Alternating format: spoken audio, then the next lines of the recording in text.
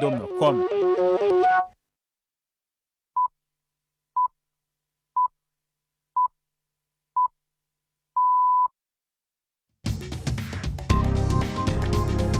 Ubu ni saa 10 n'igice ku isaha mpuzamahanga ya GMT, ni saa 12 n'igice ku isaha yo mu Rwanda no mu Burundi. Muri studio muri kumwe na Jacques Niyitegeka.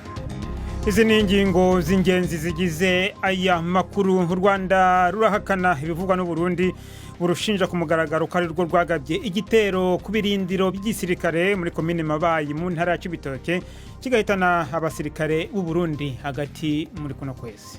Ibyo bigamije kurangaza amahanga ku kibazo nyamukuru kijyanye n'uko abashaka guhungabanya umutekano w'u Rwanda baba rukurite ku butaka bw'i Burundi. Mu Rwanda kandi urukiko rw'ikirenga rwatesheje agaciro ikirego cy'umunyamategeko wavugaga ko zimwe mu ngingo z'itegeko ry'umutungo utimukanwa zinyuranije n'itegeko nshinga. Muranumva murano makuru icyo Repubulika ya Demokarasi ya Kongo irimo gukora kugira ngo hirinde umuco n'ibihangano ndangamurage byayo. Muri mwese ikaze muri aya makuru, turi kuwa gatanu itariki ya 29 z'ukwezi kwa 11.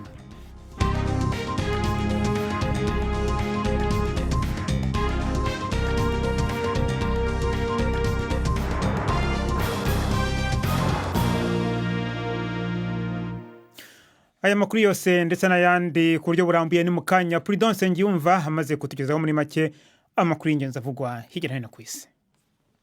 Minisitiri w'intebe wa Leta Joseph Muscat ari ku gitutu gishya kimusaba kwegura ku mirimo ye, ni nyuma y'amakuru avuga ko atagishyikiwe na guverinoma ye. Ibinyamakuru byo mu gihugu biravuga ko ndetse hari butangaza ubwegure bwe mu masaha ari imbere. Abaminisitiri bamaze amasaha 6 n'igice bajya impaka ku rupfu rw'umunyamakuru ukora inkuru zicukumbura Daphne Caruana Galizia wishwe mu myaka 2 ishize. Banze kubabarira umunyemari Jorgen Fenech ukora ubucuruzi watawe muri yombi akekwaho iki cyaha mu cyumweru gishize, wanasabye gutanga ubuhamya.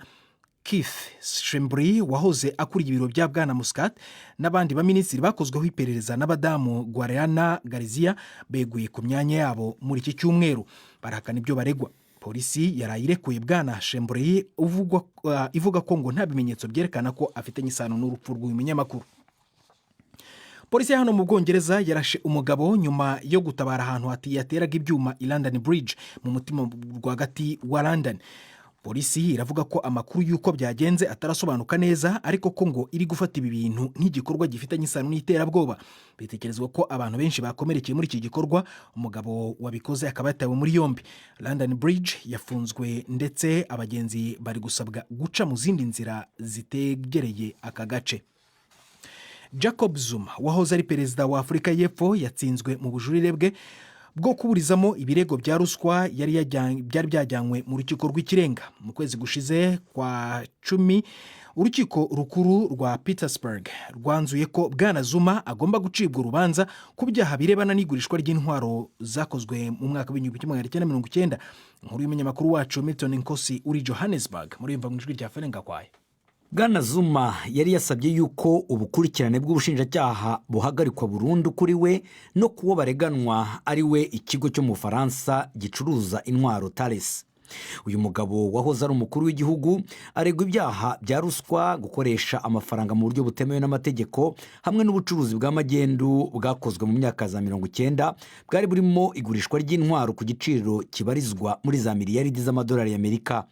Ibyo byaha arabihakana. Kubona urukiko uyu munsi ruteye twatsi ubujurire bwe birasa nkaho uru rubanza rushobora kuzakomeza mu bujurire mu mezi 3 ya mbere y'umwaka utaha.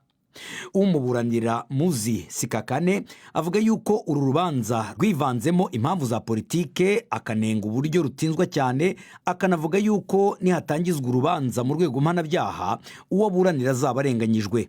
Ubushinjacyaha bwo buvuga yuko amahirwe yuko Zuma yazatsinda mu bujurire ari make cyane. Minisitiri w'intebe wa Iraq Adel Abdul Mahdi aravuga ko azatanga ubwegure bwe nyuma y'umunsi umwe inzego z'umutekano zisha abantu babarirwa muri 100 bigaragambyaga bamagana guverinoma. Itangazo ryavuye mu biro bya Bwana Abdul Mahdi ryavuze ko azegura kugira ngo inteko ishinga amategeko ihitemo ubutegetsi bushya. Icyegeranyo cy'abishwe muri rusange ku wa 4 bagera kuri 40 mu mijyi ya Baghdad, Najaf ndetse na Syria. nibwo bwicanyi bukomeye bwagaragaye kuva imyigaragambyo yamagana leta yatangira mu mezi abiri ashize. Mbere gato umuyobozi w'idini ukomeye mu gihugu Ayatollah Ali al-Sistani yari yamaganye ubwo bwicanyi, anasa n'usaba inteko ishinga amategeko gukura icyizere ku butegetsi bwa Bwana Abdul Mahdi. Iyi ni BBC gahuza imiryango yumva no kuri Kisoro FM muri Uganda no ku mirongo migufi ya shortwave ndetse no kuri Facebook live. Abantu babarirwa mu bihumbi bateraniye i Berlin ahitwa Brandenburg Gate mu rwego rw'ibikorwa by'inkubiri y'imyigaragambyo ya buri wa gatanu isaba ubutegetsi gufata ibyemezo ku ihinduka ry'ibihe. Imyigaragambyo kandi yabereye no mu yindi mijyi 500 mu Budage. Umunyamakuru wacu Damian Magines uraho ibera i Brandenburg Gate i Berlin yatwohereje inkuru mugezweho na Robert Patrick Misigaro. Iyi myerekano y'abashaka ko hagira igikogwa ku ihindagurika ry'ikirere yasa nk'ibirori vy'isabukuru hako yosa nk'imyerekano. Utwana dutoyi twari ko turahuhera ibipurizo, imiyabaga izirigina ikora ibimenyetso by'abakiri bato yambaye imyambaro y'amabara menshi, hakiyongera ko abagore bakuze biswe ba nyokuru bo muri kazoza. N'abahinga mu bumenyi bari bahashitse bambaye amakoti yabo y'akazi. Ariko aba bantu bavuga ko igikorwa cabazanye no munsi gihambaye. Bashaka ko leta y'Ubudage yongera ingoga mu kugwanya ihindagurika ry'ikirere, hagafatwa nk'ingingo ituma ibitoro bisohora umwuka wa carbone bizimba. Bavuze ko ingingo ziriko zirafatwa ataco zimaze kandi ko zifashwe amazi yararenze inkombe. Abadashimiye imyerekano y'uno munsi bavuga ko gushira amakori menshi ku bisohora umwuka uhumanya ikirere wa CO2 vyobangamira ubutunzi bw'Ubudage, eka mbere bigatuma akazi kabura. Charles Michel wahoze ari minisitiri w'intebe w'Ububiligi yagizwe perezida w'akanama k'umuryango w'ibihugu by'Uburayi, atanga n'impuruza ko Uburayi ngo bukeneye kuba maso mu rwego rwo kubungabunga amahoro. Umuhango wo guhererekanya ububasha wabereye i Buruseli yavuze ko umuryango w'ubumwe bw'Uburayi wagombye guterwa ishema naho wavuye. Yanasezeranyije kugabanya inzira z'imikorere idindiza akazi, anabwira uwo yasimbuye utaripfana Donald Tusk ko akwiye kwitondera amagambo yandika ku butumwa acisha ku rubuga nkoranyambaga rwa Twitter nibura ngo kwikubitiro. Bwana Tusk yavuze ko manda ye yamazeho imyaka 5 yaranzwe n'inkubiri z'ibintu bikomeye birimo izahara ry'ubukungu bw'Ubugereki, ibitero by'umutwe wa Kiyisilamu Islamic State ndetse n'akamarampaka y'Ubwongereza yatoye kuva mu muryango w'ubumwe bw'Uburayi mu kizwe nka Brexit. Tusk yanarwanyije cyane bikomeye. Jacques Harakoze Prudence Ngiyumva.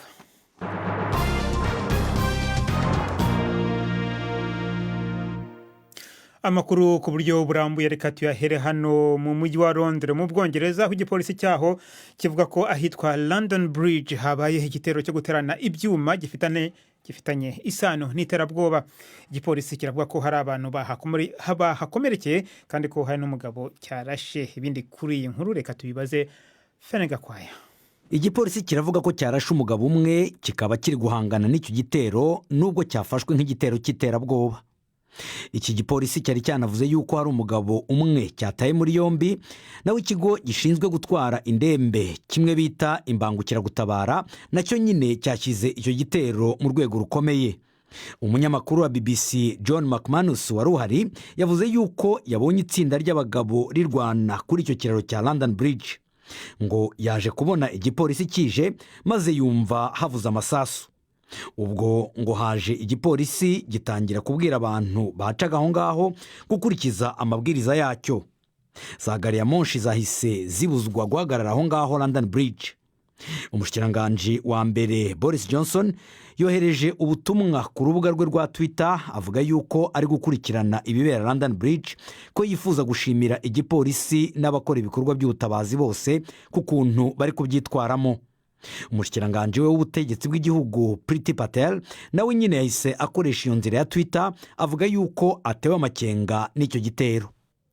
Dukomereze ku makuru yo mu karere k'ibiyaga bigari, tujye mu Rwanda aho leta y'icyo gihugu ihakana ibivugwa n'u Burundi bushinja ku mugaragaro u Rwanda ko ari rwo rwagabye igitero ku birindiro by'igisirikare muri komine Mabayi mu ntara ya Cibitoke, kigahitana abasirikare b'u Burundi mu ijoro ryo ku itariki ya 16 rishyira itariki ya 17 hagati muri kuno kwezi. Leta y'u Burundi yavuze ko u Burundi budashobora kwihanganira icyo bwise agasomborotso n'ibitero nk'ibyo. Navuganye na Olivier Nduhungirehe, umunyabanga wa leta muri Minisiteri y'Ububanyi n'Amahanga y'u Rwanda, maze ntangira mubaza icyo leta y'u Rwanda ivuga kuri ibyo birego by'u Burundi. ibyo ni ibintu bisanzwe tumenyereye bimaze imyaka irenga 4 aho guverinoma y'u Burundi ishinja u Rwanda ibintu byinshi bijyanye n'umutekano muke n'ibibazo bya politiki biri mu Burundi. Rero ntabwo ari ibintu byadutangaje cyane. Bandikira iriya miryango mpuzamahanga n'imiryango y'akarere bavuga ko ari u Rwanda rwateye Burundi, ariko nta nubwo bigeze batanga n'ikimenyetso na kimwe kuri ibyo bavuga. Ikindi kandi kigaragara ni uko ibingibi bigamije kurangaza amahanga, kubera ko icyari cyaragaragaye mu bihe bishize ni uko hari harabaye ibitero mu Rwanda hariya mu nkengero z'ishyamba rya Nyungwe, ibitero by'uyu mutwe w'iterabwoba witwa FRN y'uyu Calixte Nsabimana wiyita Sankara ufungiye mu Rwanda. Ibitero byari biturutse mu Burundi, kandi n'ibimenyetso bikaba byari byaratanzwe yuko abagize iyo mitwe yitwaje intwaro baba barukurite i Burundi, bikaba byarashyizwe no muri raporo y'akanama k'impuguke k'umuryango w'abibumbye kashyiriweho Repubulika Iharanira Demokarasi ya Kongo. Rero ngibyo bigamije kurangaza amahanga ku kibazo nyamukuru kijyanye n'uko abashaka guhungabanya umutekano w'u Rwanda baba barukurite ku butaka bw'i Burundi. Ku byerekeranye n'ibimenyetso ndetse no kutakambira amahanga ku ruhande rw'u Burundi, Uburundi bwagiye buvuga ko leta y'u Rwanda yanze ko hari intumwa z'iyo miryango ziza mu Rwanda kureba. Ibyo ni byo bavuga kuva kera, ariko nta shingiro bifite. Uko byagenda kose ntabwo ushobora kushinja igihugu cy'amahanga kuriya ushingiye ku binyoma, nta kimenyetso na kimwe kigaragara ufite. Mwebwe nta mpungenge mufite ko ibihugu byombi ahubwo bishobora no kurwana? Twebwe nta mpungenge dufite, kuko itwo twavuze ku buryo bugaragara yuko dushyigikiye yuko haza amahoro n'umutekano mu karere.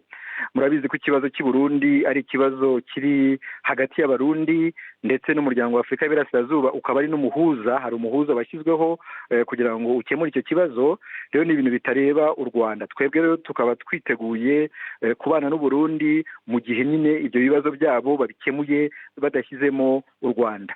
Icyo rero twebwe tuzakora, ariko kandi na nyakubahwa perezida wa Repubulika yarabivuze, ni uko tuzarengera umutekano w'abanyarwanda n'ubusugire bw'igihugu, kubera ko byagaragaye ko hari imitwe yitwaje intwaro, imitwe y'iterabwoba ishaka guhungabanya umutekano w'u Rwanda. Hari abavuga ko u Rwanda rushobora kuba rwarihimuye ku Burundi kubera igitero cyagabwe i Bweyeye mu kwezi kwa 9 arakeka.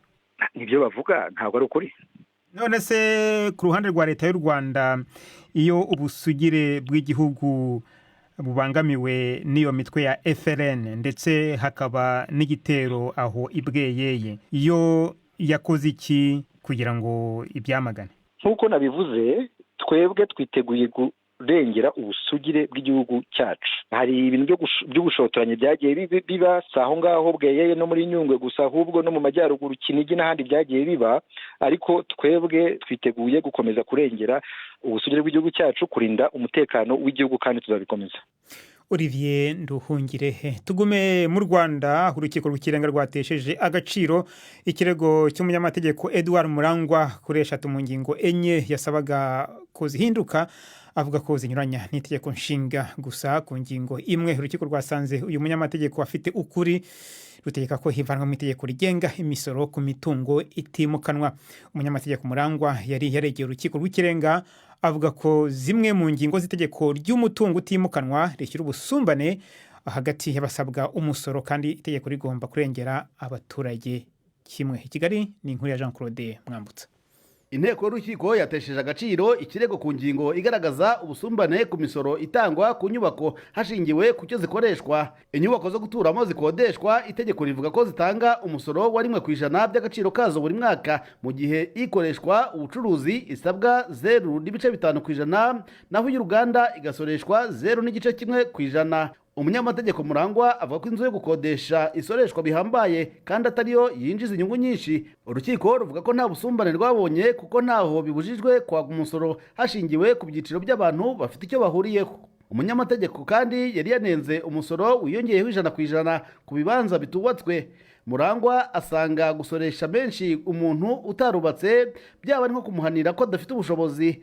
gusa urukiko rwavuze ko iyi ngingo igamije gushishikariza abantu kubyaza umusaruro ubutaka bafite bityo ikaba igomba kugumaho. Umucamanza yavuze ko iyi ngingo igomba gusobanuka hakagaragazwa igihe cyashira ikibanza kigafatwa nk'ikitarabyajwe umusaruro. Umunyamategeko Murangwa avuga ko umwanzuro w'urukiko usa n'usubiza impungenge ze. Wasanga kubera iyi recommendation ejo bavuze ko wenda bizamara imyaka 5, ni urugero ntanga, bigakuraho impungenge za wa munyeshuri wari umaze kurangiza ishuri akagura akabanza ke, noneho mu gihe ategereje kubona andi mafaranga yo kukubaka bikamukuraho izo mpungenge zo kuvuga ati ejo barakajyanye. Police makers, inteko ishinga amategeko nibayishyira mu bikorwa rwose bizagira akamaro. Urukiko ariko rwasanze hari aho uyu munyamategeko afite ukuri. Aha niho ku ngingo ivuga ko umuntu ategekwa kwishyura imisoro yongeyeho 50% ku butaka burenze urugero rw'ikibanza rwemejwe n'itegeko rishya. Urukiko rwasanze hariho akarengane muri iyi ngingo kuko ababonye ibibanza mbere y'itegeko bazatandukana mu musoro n'ababibonye rimaze kujyaho kandi basorera ikintu kimwe. Urukiko rwategetse ko iyi ngingo iteshwa agaciro kandi igahita ikurwa mu zigize itegeko ry'ubutaka. Ikibazo cy'umusoro ku mutungo utimukanwa cyakunze gukurura impaka nyinshi cyane cyane ku bafite amazu akodeshwa. Itegeko rishya rivuga ko inzu ikodeshwa itanga imisoro 3 itandukanye: umusoro ku butaka yubatseho, umusoro ubarwa ku gaciro kayo utangwa buri mwaka, ndetse n'umusoro ukomoka ku bukode. Jean Claude Mwambutsa, BBC Gahuzamiryango, i Kigali. Mukomeje kumva BBC Gahuzamiryango, muradukurikira kandi kuri Kisoro FM mu majyepfo ya Uganda. Abari mu Rwanda no mu Burundi muradukurikira ku mirongo migufi ya short waves, naho abari kuri internet muradukurikira kuri Facebook live.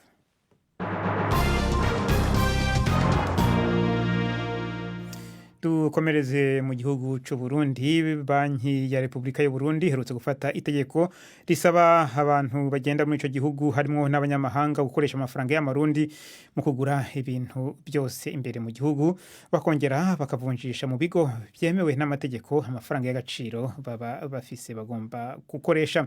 Iyo ngingo yakurikiranye n'iyindi igenga kudandaza ubutare n'ayandi mabuye y'agaciro muri banki nkuru y'igihugu. Mu gushaka kumenya icyo iyo ngingo mu gushaka kumenya icyo ivuga, Florentine Kwizera yavuganye na Faustin Ndikumana, yatangiye mubaza icyo bishatse gusobanura mu butunzi bw'igihugu. Muri context economique y'igihugu byabisigura yuko amafaranga y'agaciro aba yakenye mu gihugu. Amaze gukena rero muri banki nkuru y'igihugu ntigishoboye kugira bimwe bita regulation, no kuvuga ati amafaranga yakenye y'agaciro igacirondera ayizana yo igashira ku isoko, ikavuga ati amabanki ni mwakire, amabiro doshanje ni mwakire. Turabona yuko umengo ntuze berbe ntikibishoboye neza, ngivuga ati amabanki akira amahera y'agaciro, amabiro doshanje akira amahera y'agaciro. Mu itangazo baheruka gusohora bavuga yuko n'abaje bazanye ayo mafaranga y'agaciro baje kugura ibidandazwa mu Burundi b'abanyamahanga bategerezwa kwerekana impapuro zerekana aho bavunjirije amafaranga. No kuvuga ko n'abazanye bimwe ubwo burenganzira bwo kuyakoresha. Ni mwaye kugira hako gukontrola yuko amafaranga ari karindira nayinjira kugira aje muri menize yuko bamenya igiciro ari karagurishwako. Nko kurondera gucakira kagira kinjire kose hanyuma uce umenya aho kavunjije aho uzi kandi ubona kuri ca giciro uriko urashaka ko bavuga yuko iyo difference ari nini. None ibi hari ico bishobora gufasha leta y'u Burundi mu rwego rwo kwegeranya amafaranga y'agaciro? Unzi ko ndabizi urumva n'uwo munyamahanga naho abaje nawe aravuga ati none iki giciro bagira bampe $2 ubwo kirantuma nanje ndonka ibidandazwa nipfuza bikwiye. Ikibazo nuko kumenya ati nanje ndayarekuye ndayakeneye ndasubira ndayarobe. Ingwane rero zira urashobora gusanga ahubwo aciye atangura no kubura gusumba kubera abantu bose barasimira afata ibintu bize yakenye kugira winsita aba exportateur ubanza kugabanya agaciro kadevalue kugira abantu bashoreye ibintu hanze y'amadovize yabo acaboneka ko hari amafaranga menshi mu marundi. None iyo niyo ngingo mwebwe nk'abihwezi by'ubutunzi muvuga yuko leta yofata nk'inzira yo kugira ngo amafaranga ndi muri ico kibanza utegeza kurondera toreyere iyo devaluation kugira uze guhura n'ijya biro doshanje iyo difference reke kuba devaluation yo notegeza kwa kugira winsita abantu ntibaze baraja muri ibyo bintu byo kuyanyegeza cyane kugira gute canke kutayinjiza mu gihugu. izi ngingo ko ari zikurikiye n'izindi leta y'u Burundi iherutse gufata nko gusubiza mu minwe ya leta igikorwa c'urudandazwa rw'ikawa, kugenzura ingena amabuye y'agaciro agurishwa. Ibi ntibishobora ahubwo gufasha kugira ngo ifaranga ry'u Burundi ntiritakaze agaciro, ayo mahera y'abanyamahanga aboneke. Erega niho niko navuga urinze ufata izo ngingo ubwa mbere ho mbere na kera kugira amadovize bishobore kuboneka byinjire mu gihugu ari byinshi, kuko uri leta wenyine ushobora kuronka amadovize yo kwira igihugu.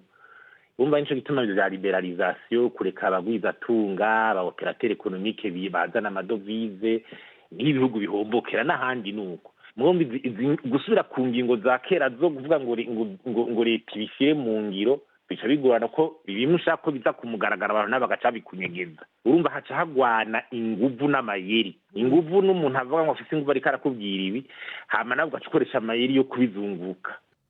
Umusesenguzi Faustin Ndikumana. Mu kiganiro cy'imvo n'imvano cyo ku munsi w'ejo kuwa gatandatu tuzavuga ku nzu ndangamurage yo mu Bubiligi irimo ibihangano byo muri Afrika yo hagati. Noneho n'umwanya w'ikiganiro cy'urwego rw'imikino uyu munsi mwateguriwe na Prudence Ngiyumva. Ikaze ko makuru y'imikino wowe uteze amatwi BBC gahuza miryango. Nyuma y'amezi 18 gusa Unai Emery yirukanwe nk'umutoza wa Arsenal. Ni inkuru yabaye kimomo mu masaha ya mu gitondo hano London, ikomeje no kuvugwaho byinshi mu ruhando rw'umupira w'amaguru. Mu itangazo rimusezerera, ubuyobozi bwa Arsenal bwavuze ko umusaruro uva mu mikinire y'ikipe utari ku rwego rusabwa mbere yo kongeraho ko urugendo rwo gushakisha umutoza mushya rwatangiye. Bisa n'ibitazoroha ariko kuko abafana b'iyi kipe batatinze kugaragaza akabari ku mutima. The Arsenal Supporters Trust, ihuriro ry'abafana ba Arsenal, ryasohoye itangazo rivuga ko ridafitiye icyizere ubuyobozi bwa Arsenal muri iki gihe cyo gushyiraho umutoza uboneye. Emery, umwespanyol w'imyaka 48 yari amaze igihe ari ku gitutu cyo kuba Arsenal imaze imikino 7 yikurikiranye idatsinda, ibintu byaherukaga kubaho mu kwezi kwa kabiri mu 1992. Gutsindwa na Eintracht Frankfurt 2-1 mu irushanwa rya Europa League mu ijoro ryakeye nibyo byabaye impamvu ya nyuma yo kwirukana Emery. Ndetse amwe mu mazina y'abatoza batangiye guhwihwiswa kuba bamusimbura arimo irya Mauricio Pochettino wahoze atoza mu kebe wa Arsenal, Tottenham Hotspurs, Mikel Arteta wungirije Pep Guardiola muri Manchester City, Massimiliano Allegri wahoze atoza Juventus mu Butaliyani, yewe ndetse na Eddie Howe wa Bournemouth ya hano mu Bwongereza. Hagati aho umutoza wungirije muri Arsenal, Freddie Ljungberg, yagizwe umutoza w'agateganyo mu gihe cy'inzibacyuho. Emery asize Arsenal ku mwanya wa 8 n'amanota 18 muri shampiyona y'Ubwongereza. Muri iri rushanwa kandi Manchester United yarayitsinzwe 2-1 na Astana yo muri Kazakhstan. Umutoza Ole Solskjaer yari yahisemo gukinisha abakinnyi bakiri bato cyane. 11 babanje mu kibuga bari ku mpuzandengo y'imyaka 22 n'iminsi 26 gusa. Gutsindwa kwa Manchester United ariko nta ngaruka zikomeye byayiteye kuko yakinaga yamaze kubona itike yo muri kimwe cya 16. Andi makipe mu Bwongereza yabonye itike yo gukomeza mbere y'imikino ya nyuma y'amatsinda ni Celtic na Wolves.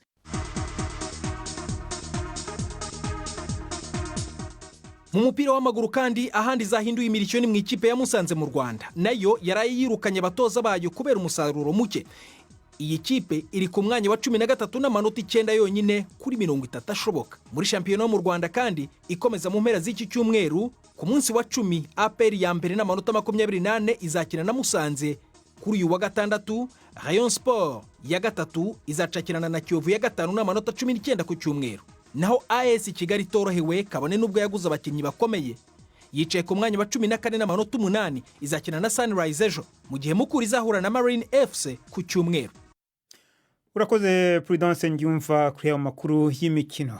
Muri kino cyumweru BBC ikomeje kubagezaho ibiganiro ku ndwara ya kanseri muri Afrika. Afrika ifite umubare uri hejuru w'abarwaye kanseri y'inkondo y'umura ugereranije n'ahandi ku isi. Abenshi mu bagore kuri uyu mugabane basuzuma kanseri y'inkondo y'umura amaze kurenga inkombe. Ugereranije n'izindi ndwara za kanseri, indwara ya kanseri y'inkondo y'umura niyo ishobora kwirindwa no kuvurwa kurusha izindi. Mbere y'umwaka wa 2011 nta suzumwa ry'indwara cyangwa se ikingira ryayo byabaga mu bigo by'ubuzima mu Rwanda. None ubu impuguke zivuga ko u Rwanda rushobora kuba igihugu cya mbere ku mugabane wa Afrika gishobora kurandura mu mizi iyo ndwara. Ni inkuru ya Kamira Miss mugezwa na Florentine Kwizera. igihe Angelique Usanase umukenyezi w'imyaka 69 yasuzumwa kanseri y'ubwinjiriro bw'igitereko canke kanseri y'inkondo y'umura muri 2017 yatekewe n'ubwoba. Ubundi nari meze neza, ndi umuntu umeze neza rwose, ntaho mbabara. Nuko noneho mu kwezi kwa 11 2017 niho nabonye ikimenyetso ku mubiri wanjye cy'amaraso, kandi nari naracuze, ariko yari amaraso make cyane. Nuko noneho njya ku kigo nderabuzima ndabibatekerereza, bampa transferi yo kujya muri CHK. Kubyakira byaranduhije mu mutwe, hahise hahinduka ku buryo na dogiteri yabonye ko bihindutse, ambaza ko hari uwamperekeje, ndamubwira hari umwana wamperekeje, niwe yahamagaye arabimusobanurira. Jewe byahindutse rwose, bwinshi ko ngiye gupfa. Nuko uyu muvyeyi w'abana 5 aba mu muji wa Kigali, umugwa mukuru w'u Rwanda, yaciye atangura gukurikiranwa vyihuta kugira ngo iyo ngwara yiwe ntikwiragire mu mubiri. Kugira ngo nkire, ubwo banteye izo nshinge mu mezi 3 zo kubihagarika hamwe kugira ngo itajya hirya no hino. Noneho muri ayo mezi 3 mu kwa 3/29 Ubutaro banyohereza muri Kenya kugira ngo babishiririze. Angelique yafashijwe na leta kuja kwivuza hanze, ubu akaba ata kanseri igaragara mu mubiri wiwe. Kuva mu mwaka wa 2006 ibihugu birenga 80 ku isi byaramaze gutangura gucandaga abantu mu kubarinda umugera wa papillomavirus canke HPV. Ubwo rucanco rugabanya ibyago vyo kwandura uwo mugera wa papillomavirus, ari nawo kenshi utera kanseri yo mu rwinjiriro rw'igitereko. Ariko si ibihugu byinshi bimaze gushikiriza ubwo rucanco abenshi mu banyagihugu bavyo. Muri 2013 u Rwanda rwaraguye igitigiri c'abahabwa ubwo rucanco, rushiramwo n'abana b'abahungu. Ubu ikigo mpuzamakungu gikurikirana ikumira ry'uwo mugera wa papillomavirus kikavuga yuko u Rwanda rushobora kuba igihugu c'icitegererezo. Mugabe imico n'ivyo abantu bemera hari igihe biza kubera intambamyi abari guhabwa ubwo rucanco. Uwinkindi François ni umuyobozi w'igisata gifasha kuvura no kurwanya kanseri. Ego cyane, kuko wari umugambi mushasha, hari amakuru atariyo yari mu kibano ajanye no kumva ibintu kutariko n'ibyo abantu bemera bitagira ivyemezo. Abanyagihugu bavuga ko uru rucanco atari rwiza ku bana, ko bazoba ingumba. Ibi nivyo bibazo twaciyemo mu ntango, ariko twabandanije twigisha abantu duciye kubizerwa mu kibano nk'abaganga, abayobozi bo mu kibano n'indongozi z'ibanze. Ubu rero novuga ko ibibazo bijanye no kutumva uyu mugambi twabitoreye umuti. Mu gihe iki gihugu gikomeza gukurikiranira hafi intambwe kiriko kiratera mu gukumira no kuvura kanseri y'ubwinjiriro rw'igitereko, uburyo bwo kuyipima bwarakwiragijwe mu mavuriro yo mu gihugu, harimo na Nyarugunga, aho abakenyezi baja kwipimisha abagera ku 200 bagashobora kwakirwa ku munsi. Mukabaranga Alphonsine ari mu baheruka kwipimisha mu muji wa Kigali. Ubwa mbere nari mbikoze nipimishaga ibisanzwe gusa. Bakongera gutanga poromosiyo kubera ko umuntu aba nta bushobozi bafite naza nta kibazo. Ibindi bihugu vyo muri Afrika bitanga urucanco rwa papillomavirus birimo Botswana, Ethiopia, Zimbabwe hamwe n'ibindi.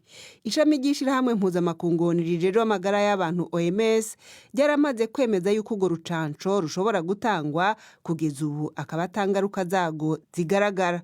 Abahinga bavuga yuko urwo rucanco rumaze imyaka 10 rutangwa, rushobora gufasha cyane kugwanya iyo ngwara ya kanseri ifatira mu rwinjiriro rw'igitereko. Ni kuri iyo nkuru rero dusozerejeho amakuru yacu yo kuri uyu wa gatanu, ariko mbere yo kubasezerana nababwira ko Leta y'u Rwanda ihakana ibivugwa no Burundi bushinja ku mugaragaro u Rwanda ko ariko rwagabye igitero ku birindiro by'igisirikare muri komine Mabayi mu ntara y'Ibitoke kigahitana abasirikare b'u Burundi hagati muri kuno kwezi. N'amakuru rero yarahagarariwe na Florentine Kwizera kuno gatanu itariki 29 z'ukwezi kwa 11. Andi makuru mwayasanga ku rubuga rwacu rwa internet ni bbc-gahuza.com, naho kuri Facebook ushakisha BBC Gahuza ugahita uyageraho. mwakoze cyane guhitamo BBC gahuza miryango muramukeho.